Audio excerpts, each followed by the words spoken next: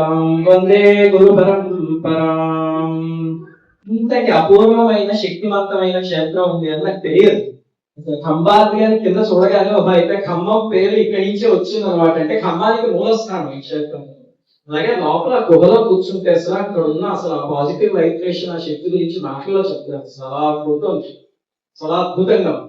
అలాగే ఇప్పుడు బ్రహ్మోత్సవాలు జరుగుతున్నాయి. ఈ సమయంలో రావడం కూడా చాలా సంతోషదాయకమైన విషయం. కాకపోతే బ్రహ్మోత్సవాలు ఇప్పుడు ఎందుకు చేస్తున్నారు మీకు ఎవరికైనా తెలుసా? రేపు నృసింహ జయంతి, అంతే కదా. ఆ మాత్రం అయితే సమాధానం చెప్పాలి. ఇంకా పై స్థాయిలో అడిగితే ఒక కష్టంగా. రేపు నృసింహ జయంతి కాబట్టి ఇప్పుడు దాన్ని పురస్కరించుకుని ఆ ముందు కొన్ని రోజులు, తర్వాత కొన్ని రోజులు బ్రహ్మోత్సవం నృసింహస్వామి ఆవిర్భవించాడండి. ఆ మాత్రమైనా చెప్పండి, అంతేనా? ఏంటి ఆవిర్భవిస్తే గొప్పతనం? 3 మంది దేవతలు 3 రోజులు ఆవిర్భవించారు కదా. రేపటి రోజుకి ఒక చాలా ప్రత్యేకత ఏమిటో చెప్పండి చూద్దాం. రేపు సాయంత్రం సూర్యాస్తమయ సమయానికి ఏమిటి స్వామి భాగవతంలో ఒక మాట చెప్పారు. హరి సర్వాకృతులను కలండనచు ప్రహ్లాదుడు భాషింప సత్వరుడై ఎందున్ లేడు లేడంచు సుతున్ దైత్యుండు దర్చింప శ్రీ నరసింహాకృతి నుండి నచ్చుతుడు నానా జంగమ స్థావరోత్కల గర్భంబులను అన్ని దేశంబులను ఉత్తండం. ఒక విచిత్రమైన సంఘటన జరిగింది. అది అంతకు ముందు ఎప్పుడు జరగలేదు, ఆ తర్వాత ఎప్పుడు జరగలేదు. ఒకే ఒక్కసారి జరిగింది ఆ సంఘటన.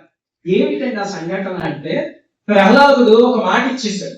కలడంబోది కలండగాలి కలడు ఆకాశంబులను కుంభిని కలడు అగ్ని దిశలను పగళ్ల దిశలను ఖజ్యోత చంద్రాత్మలను కలడు ఓంకారములను త్రిమూర్తుల త్రిలింగ వ్యక్తులను అంతటన్ కలడు ఈశుండు కలండు తండ్రి వెదకంగా నేల ఈయాయడని ప్రహ్లాదుడు ఒక మాట ఇచ్చాడు. వాళ్ళ నాన్నగారు, ఒరే హరి ఎక్కడున్నాడో చెప్పరా అని.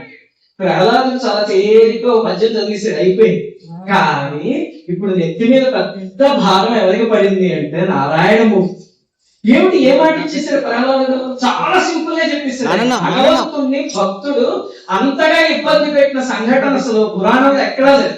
ఆయన చిన్న మాట చెప్పేశాడు. చిన్న కుర్రాడు ఏం చెప్పాడంటే, నన్ను ఎందులో చూడు అందులో హరి ఉంటాడు అని చెప్పేసి చిన్న మాట చెప్పేశాడు. ఏమిటంటే సర్వాంతర్యామి అనే దృష్టిలో చెప్పేశాడు.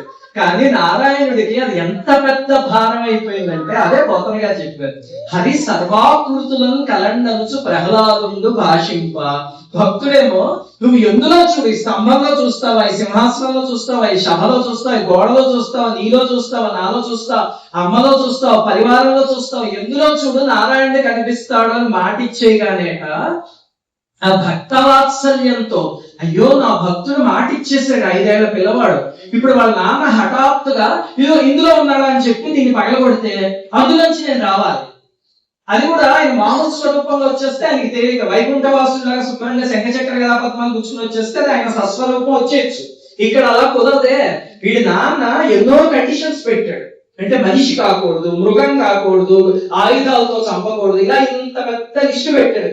వాటిని అన్నిటికీ అనుగుణంగా అదేమో తండ్రి పెట్టిన లిస్ట్, కొడుకు పెట్టిన లిస్ట్ ఏమిటి, ఎక్కడి నుంచి చూస్తే అక్కడ నారాయణ కనిపించాలి. దాంతో ఆ క్షణం విష్ణుమూర్తి ఎంత కంగారు పడిపోయాడంటే, శ్రీ నరసింహాకృతి నుండే నచ్చుతుడు నానా జంగమ స్థావరోత్కర గర్భంబులను. అంటే రేపు రాత్రి సూర్యోదయం సూర్యాస్తమయ సమయానికి ప్రదోష వేళ స్వామి నరసింహాకృతి తీసుకుని భువనంలో ఉన్న ప్రతి ఒక్క దానిలోనూ దురిపాడు. ప్రతి దాంట్లోనూ చూడండి, భక్తవత్సలత అంటే అది. ఆయన సర్వాంతర్యామే కానీ మనకి కనిపించాడు. అక్కడ ఒక దుర్మార్గుడికి కనిపించాలి, దుర్మార్గుడికి అసలు కనిపించాడు స్వామి. కానీ ఇప్పుడు భక్తులు కనిపిస్తాడు అని చెప్పాడు. ఏం చేస్తాడు ఇంకా? దాంతో ప్రతి నానా జంగమ స్థావరోత్కర గర్భంబులను. అలాగా ఏ వస్తువు దొరికితే దాంట్లో, ఏ కదిలే దాంట్లో, కదలని దాంట్లో, జీవులలో, పశుపక్షాదుల్లో, మనుషుల్లో, స్తంభాల్లో అన్నిటిలోనూ నరసింహాకృతి తీసుకుని ఒక్కసారిగా స్వామి వ్యాపించిపోయాడు. అప్పుడు ఇంకా హిరణ్యకశిపుడు అయితే ఇందులో ఉన్నాడంటే ప్రహ్లాదుడు ఎందుకలడు అందులేడని సందేహం వలదు చక్రి సర్వోపగతుండు ఎందెందు వెతకి చూసిన అందందే కలడు అంటే అరచేత్తో ఒక్కటేసాడు ఆ స్తంభం మీద. వేసేసరికి ఒకసారి కౌసల్యాదేవికి పుట్టాడు, యశోదాదేవి దగ్గర పెరిగాడు, ఒకసారి అదితిదేవికి పుట్టాడు. అలాంటిది ఈ రోజు స్తంభానికి పుట్టాడు స్వామి. ఏం సుకృతం ఆ స్తంభానికి! ఒక రాతి స్తంభాన్ని కడుపులోంచి స్వామి వచ్చాడు అంటే పొంగిపోయింది ఆ స్తంభం. ఆహా, కౌసల్యాదేవి వీళ్ళందరూ భవిష్యత్తులో చేసుకోబోయే పుణ్యాల్ని నేను ఈ జన్మలోనే చేసేస్తున్నాను, నా కడుపులోంచి పుడుతున్నాడు స్వామి అని. అప్పుడు స్వామి ఆవిర్భవించి వచ్చి హిరణ్యకశిపుడిని వధించాడు. బానే ఉంది కదా. అలాగే స్వామి సర్వాకృతులు తీసుకున్నప్పుడు విశ్వంలో ప్రతి చోట స్వామి ఉన్నాడు.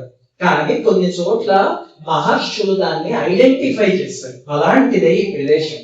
మౌద్గల్య మహర్షి ఇక్కడ శిలారూపంగా ఉండి ఇక్కడ నృసింహశక్తి ఉంది అని ఆయన ఐడెంటిఫై చేసి మన తరానికి అందించారు. అక్కడి నుంచి అర్చక స్వాములు వారు చెప్తున్నారు. 9వ తరం స్వామి నాకు చెప్పారు 9 తరాల నుంచి. అంటే ఒక మహర్షి ఏమో ఆయన జీవితాన్ని త్యాగం చేసి తపశక్తిని ప్రోధ చేశారు. ఆ తర్వాత ఇటువంటి మహర్షులు తరాల తరబడి వాళ్ళ వంశాలుగా చూడండి. ఎవరైనా అయితే నేను ఏదో ఉద్యోగం చేసుకున్నా, గవర్నమెంట్ జాబ్ వస్తుంది, లేకపోతే ఏదో సాఫ్ట్వేర్ కంపెనీలో చేసుకుందాం అనుకుంటే ఇలాంటి వాళ్ళ కుటుంబాలు ఏం చేస్తున్నాయంటే జీవితాలు అంకితం చేసేసి 9వ తరం అంటే ఆలోచించండి ఎన్ని వందల సంవత్సరాల నుంచి వాళ్ళు కైంకర్యం చేసుకుంటారు స్వామి.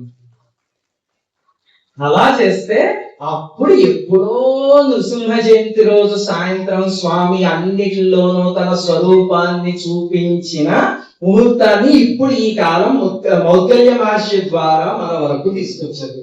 ఎంత సంతోషదాయకం. మీకు నృసింహస్వామి అనుగ్రహం కలగాలే కానీ ఎటువంటి దుష్ట శక్తి కానీ శత్రువు కానీ మీ దరికి చేరలేదు. ఇది నృసింహస్వామి శక్తి అంటే అమ్మో సామాన్యమైన దేవత కాదు. అసలు స్వామి పాదాలు పట్టుకోవాలే కానీ కొంతమంది దుర్మార్గులు ఈ మధ్య అసలు ఉపాసన అంటే ఏమిటో తెలియక నృసింహస్వామి అంటే ఉగ్రమూర్తి అండి, ఇంకొక ఏదో స్వరూపం అంటే ఉగ్రదేవత అండి, ఇలాగ నోటికి వచ్చినట్టు వదలుతున్నారు. స్వామి ఉగ్ర స్వరూపం ఎందుకు తీసుకున్నాడు అంటే భక్తుల్ని రక్షించడానికి తీసుకున్నాడు. అంతటి ఉగ్రమూర్తి కూడా ప్రహ్లాదుడు రాగానే ఒళ్ళు తొడ మీద కూర్చోబెట్టుకుని హాయిగా అనునయించాడా? అదే స్వామి ఉగ్రత్వం ఎందుకు అంటే మనల్ని కాపాడటానికి. దుష్ట శక్తుల మీద ఉగ్రత్వం అంతే. స్వామికి మన మీద ఎప్పుడూ అనుగ్రహమే. అందుకని అందరం నృసింహస్వామికి ఇంత అపూర్వమైన క్షేత్రము ఎంతటి శక్తి దొరుకుతుందో అసలు అక్కడ కూర్చుంటే. హాయిగా కూర్చుని మీకు కుదిరినప్పుడల్లా ఇలాగ మీరు ఏదైతే తీసుకున్నారో అదే గొప్ప మహామంత్రం, దాన్నే అలా జపిస్తూ ఉండండి. అంటే మీ అందరి జీవితాలు కూడా నృసింహస్వామి అనుగ్రహంతో మీకు మీ కుటుంబానికి ఎల్లప్పుడూ స్వామి యొక్క పరిపూర్ణమైన అనుగ్రహం ఉండాలి అని కోరుకుంటూ శ్రీమా